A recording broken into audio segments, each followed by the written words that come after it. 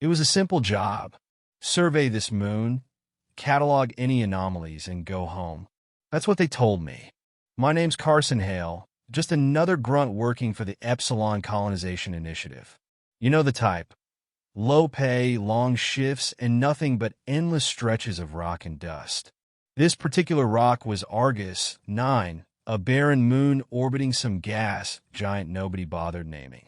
I was sent out alone, as usual, to chart mineral deposits. What I found instead changed everything. I was trekking across the ridge of a crater, my boots crunching against gray, lifeless soil.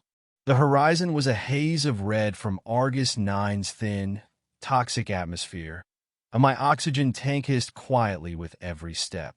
I figured I'd be back at my lander in a few hours. Then I saw it. Something moved. At first, I thought it was a trick of light, a shadow playing across the crater floor. But no, there it was, a figure, stumbling awkwardly across the dust.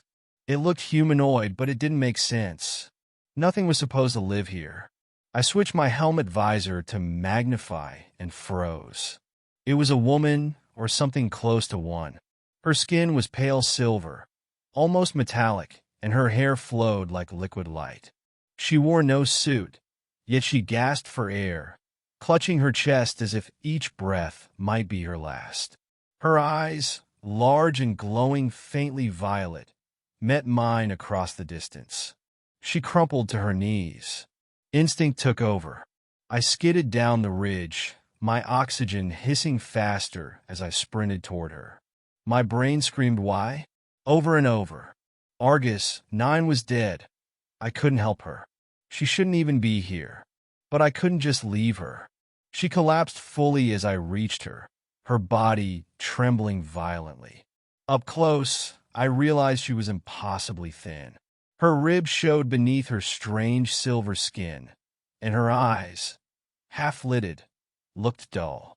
Starvation. I knelt beside her. "Hey, can you hear me?" She blinked weakly, her lips moving, but no sound came. I knew I didn't have much time.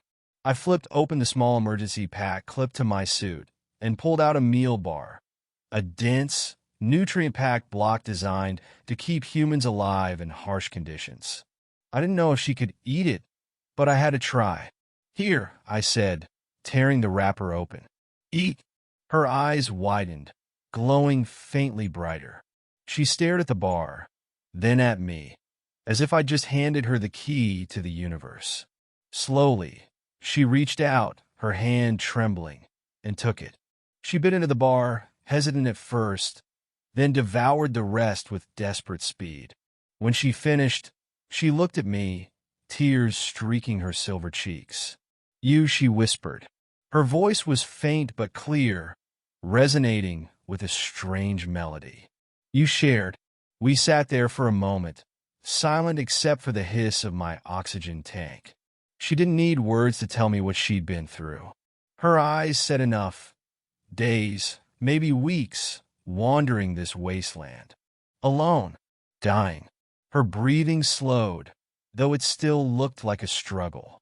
"I need to get you somewhere safe," I said. "My lander's close. Can you walk?" She nodded weakly. I slung her arm over my shoulder, and together we staggered across the crater. She was light, too light, like her bones were hollow, and yet she felt real beneath my suit. When we reached the lander, I helped her inside and sealed the hatch.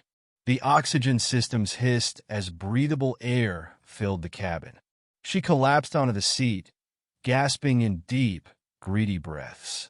I sat across from her, removing my helmet. She watched me carefully, as if seeing a human face was the strangest thing in the world. "Who are you?" I asked softly. She stared at me for a moment before answering. "My name is Elia." Her voice was still weak, but there was strength behind it now. "I was a scientist. My people we explored. My vessel crashed here cycles ago. I'm the last." My stomach twisted. "She's been here all this time? How did you survive?" I asked. "Barely," she murmured. "The air is thin, the ground barren. I tried to sustain myself, but there is nothing. She looked at me, her glowing eyes full of something I couldn't quite name. Your food saved me. It's just a ration bar, I muttered. To you, she said softly.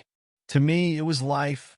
Over the next few hours, I gave her more food and water, rationing carefully to avoid overwhelming her system.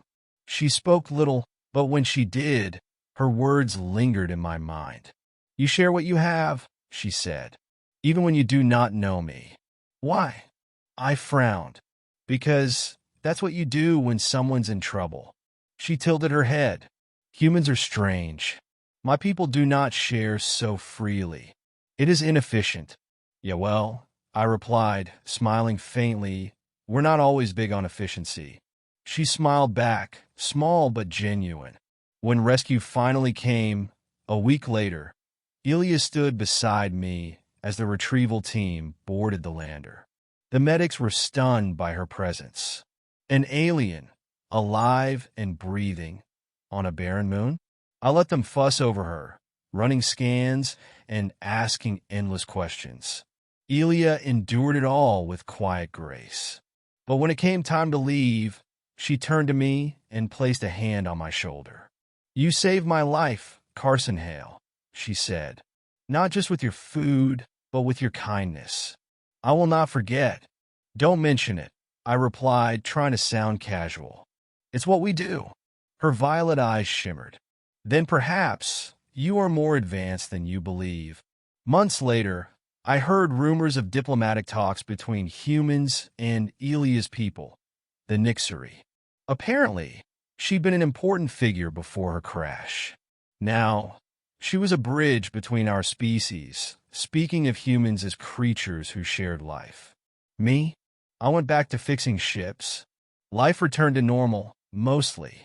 But sometimes when I sit in my workshop eating a ration bar, I remember the look in her eyes, that pure shock when I shared something as simple as food.